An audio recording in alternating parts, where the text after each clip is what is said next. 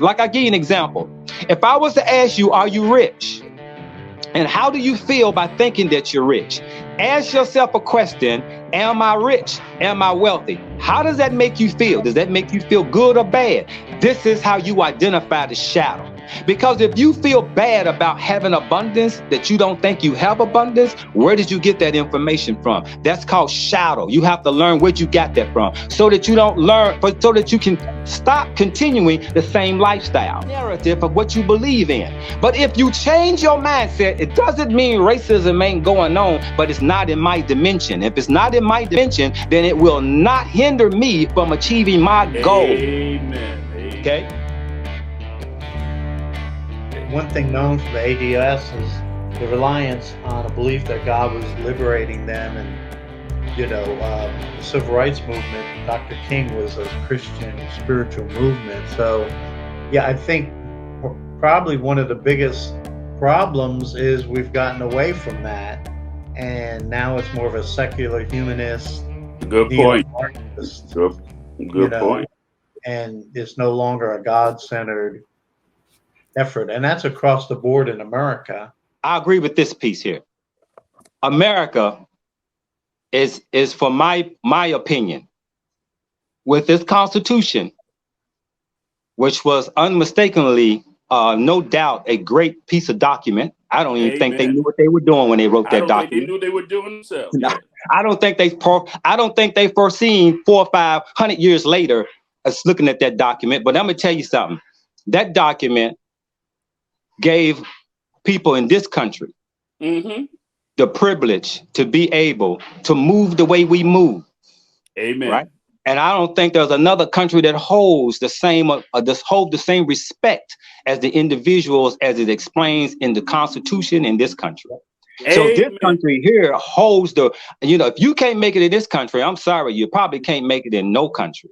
Because this country got the doors open despite your pots and holes to get people in traps based on the color of their skin. And this is why I teach this about the mindset. Because John, talk to that. Are the ADOS people, is the melanated community addicted to its inferiority? Absolutely. There's an addiction because of we live in what is called shadow lives. And so what is a shadow life? So mainly that's a shadow life. Following a shadow life is someone that doesn't have their own individuality because they're following a shadow, right?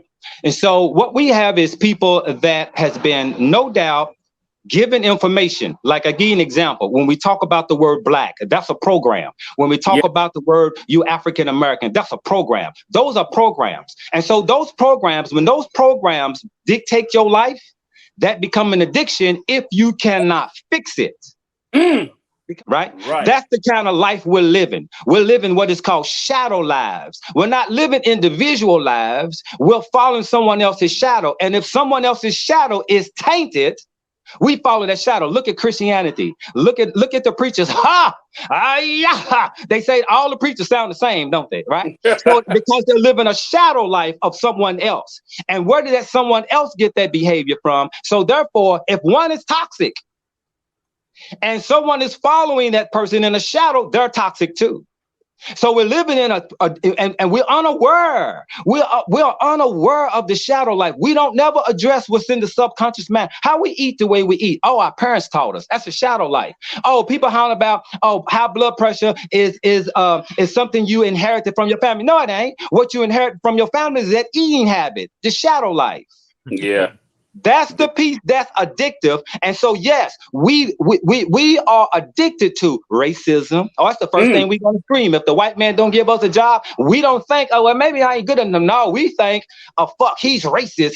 That's an addiction because we look for that problem. We look for the abuse. We're looking for it to anything that we can scream and say, look at that white person. He don't like black people. We're looking for it. And so we'll find it. If you believe in racism, turn on any Facebook channel, television, You're going to find it because it's going to feed your narrative of what you believe in. But if you change your mindset, it doesn't mean racism ain't going on, but it's not in my dimension. If it's not in my dimension, then it will not hinder me from achieving my goal. Amen. Okay, right? So there were certain things we were not allowed to have. And so after so many generations and generations, that language, that behavior, that culture got lost. Right. So when the people was released from slavery, they didn't know who they were. Some of them were indoctrinated with Christianity. Some of them wasn't. But let me tell you what they did do. They didn't care about that piece. What they knew was they had to survive. Right. And so they created their own identity at that point, right? And so then you had during that time, you can look it up. During that time in the early 20s and the 30s, you had different individuals popping up that was trained by whoever started teaching. Nova Drew Ali. I can go on and on with people who are popping up on corners in the black neighborhood, telling them who they were. Hey, Jesus is black. Hey, God is black. Hey, this and that. You had the Hebrews, you had the Muslims, you had the Moors, trying to give an identity to a people because the people were without identity. It is like having a computer that you just got and you ain't put no program in it yet. It's just wide open. So you can program it what you want to program it, and it's going to behave the way you programmed it. That's what the people were when they came out of slavery. They were unprogrammed. You see, they didn't tell them how to build. They knew how to build, but what they did is they took all the trade they had in slavery to build their homes, to build their farmland. Right? And they didn't have an identity to say we were Africans, we were this and that. They created their own. The problem that we have today is that we're going through a serious identity crisis. And I think it probably happened maybe after the 60s or the 70s. It was. Yeah, and then that's when all this old other stuff started coming in. So here's what I'll tell you.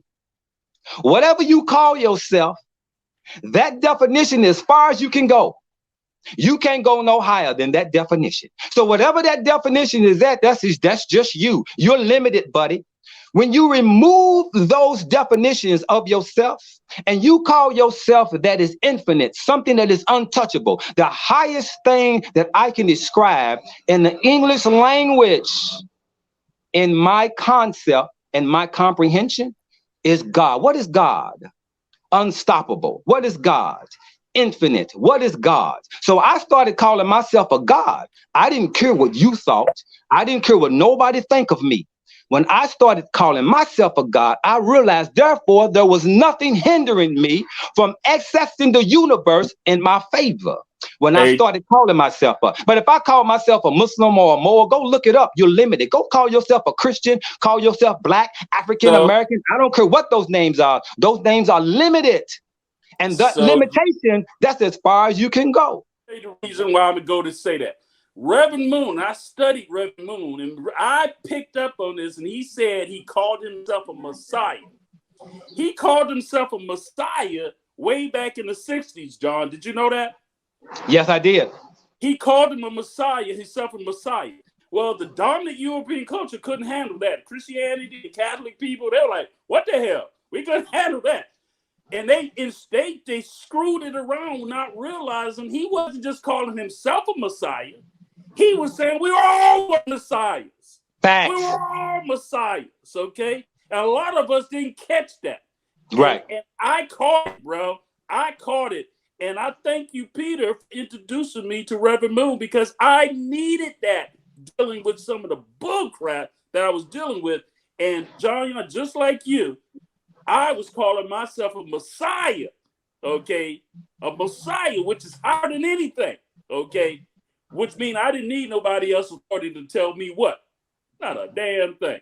Did that make sense? So, John, 1920, there was more in the ADS, the freed slaves, had a higher percentage of married, intact families than the European Americans.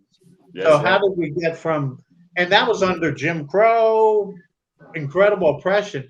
How was the strong family, and they stressed education, career. Because we started mirroring the European ideology, became addictive to trying to be white. That's what is controlled by, and he said, who people, I'm assuming that's white people. So where everything is controlled by white people, how does one jump off the trends of shadow living in these times in America? Let me just jump, and I'll let John jump. But first of all, you got to deprogram yourself, okay? you got to stop giving authority over to somebody else, okay? And start realizing that you are in control of yourself. So the first now hold that thought real quick. Hold that thought real quick, because his next comment is, I learned something more today, gentlemen. I like that I'm a Messiah for my family and others to see. And that goes right in line with what you were saying, Michon. That's where I was just about to go. So he caught it. That's exact. I'm glad to hear, because that's exactly what I was about to tell him. First of all, you stop giving authority over to somebody else, okay? I don't care who it is. I'm going to tell you the first thing. I remember my mother when I was married, in my first marriage, and I had to go get my mother. My mother was coming to bring me. You know what I had to do, John? I had to check my mother, let her know, this is my house. There's only one man and one wife in this house, okay? And you ain't it. Okay. You hear me? And what the beautiful thing is that 10 years later, John and Joe and Peter, my mother said to me after 27 years of marriage to her husband, that I had became the man that she wished she had married, because she saw me walking in my authority as a man, not a white man, not a black man, but as a man. Y'all feel me, man? Yes, sir. Yeah. And I think I like what John's saying. If we think of ourselves as kings, as men, and women as queen, and you, or a Messiah, you walk in that authority. Oh my goodness. You attract so much power from the universe and the cosmos. And there you go. A king. Now, here's the thing: is to learn to first go inside my subconscious mind. Number one, remove yourself from any identity. Remove yourself from any people. Remove yourself from television and any books you have read. Because here's why: the universe itself will answer all your questions for you. Amen. If you only learn to connect to who? Yourself. All your answers are inside you. So life is like this. What you see on the outside is actually what you had already internalized on the inside before it came to the outside. What we don't understand is that life is like reverse. What you see in now is everything was already programmed into your subconscious mind. When you do something, it's called in neuroscience, you are walking in an 80% subconscious realm. What that means is that 80% of your life is habitual. What does habitual mean? Things that you do over and over so much that you ain't got to think about it no more, like tying your shoe and riding a bike. It's habitual. So 80% of our lives is habitual, and most of that habitual life was programmed in the theta wave from birth to 7 years old. Your brain was in theta wave at that time, meaning that as a child, you could only grasp information and pull it in. You couldn't comprehend it and understand it. So in other words, if you keep doing something over and over again, let's say, for instance, you come in your house, you put your hat over here and you put your shoes over there. You keep doing that, it's habit. Breaking the habit, you would have to be conscious. I'm not going to do that no more. Because when you are unconscious, you are living the shadow life, that which you're programmed. The way to break it is to become conscious and aware of your present, and to pay attention to your behavior. Notice it's back to you, not to someone else. Pay attention to your triggers. Like, I give you an example. If I was to ask you, are you rich? And how do you feel by thinking that you're rich? Ask yourself a question. Am I rich? Am I wealthy? How does that make you feel? Does that make you feel good or bad? This is how you identify the shadow.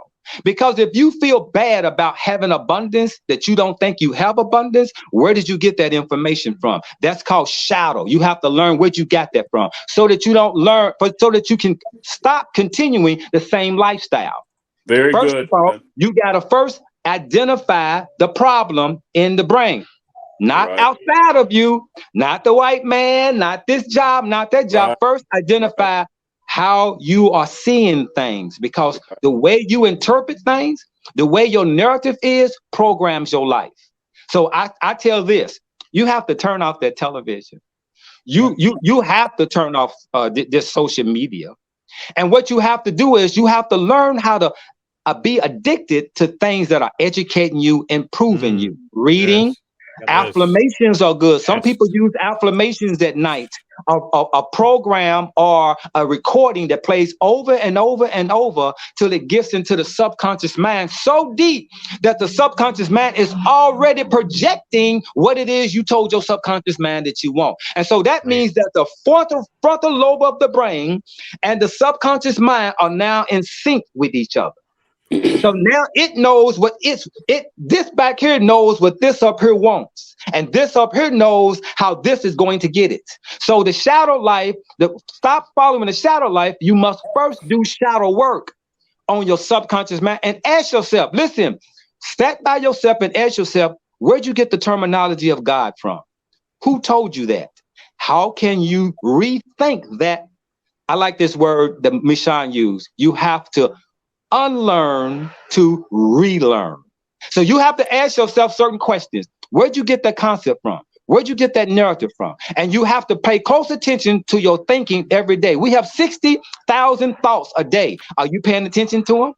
Are you aware that you having thoughts that are not in favor of you? Surely. At the whole goddamn day, you done had thoughts that did not favor you. You have to pay attention to your thoughts 24/7 because your thoughts will create your reality, whether you know it or not. It's creating your reality right now.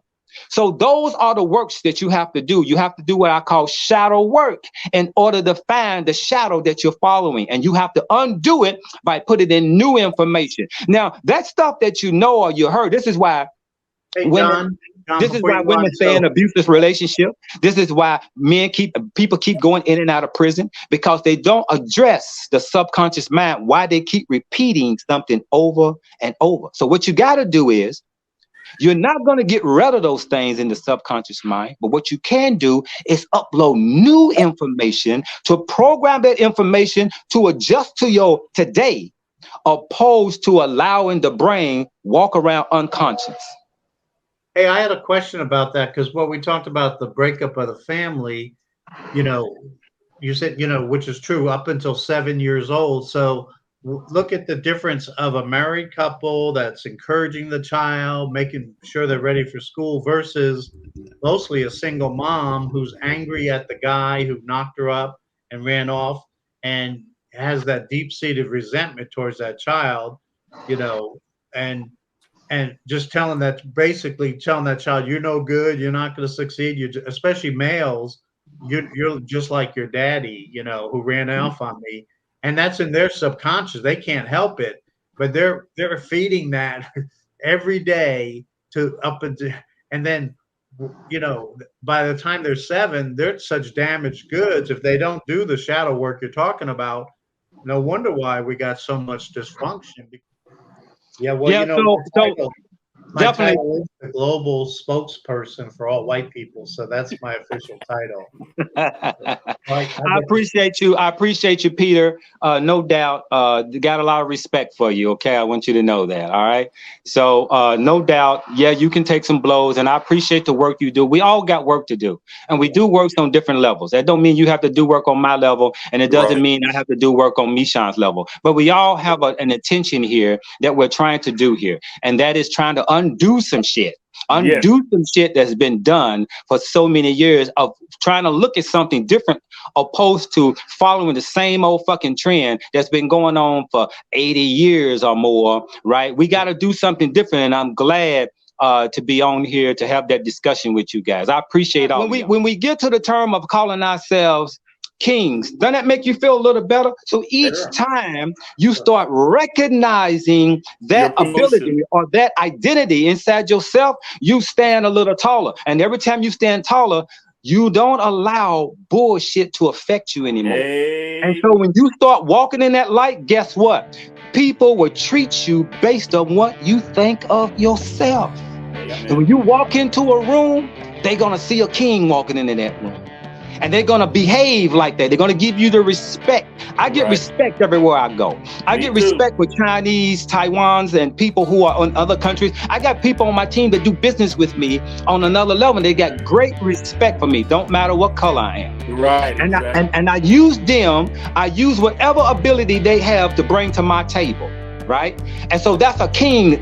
That's a king mentality. In other words, the kings have resources. It ain't got nothing to do with money. It's got something to do with resources and how you think of yourself. And your women around you, your men, everybody will treat you different.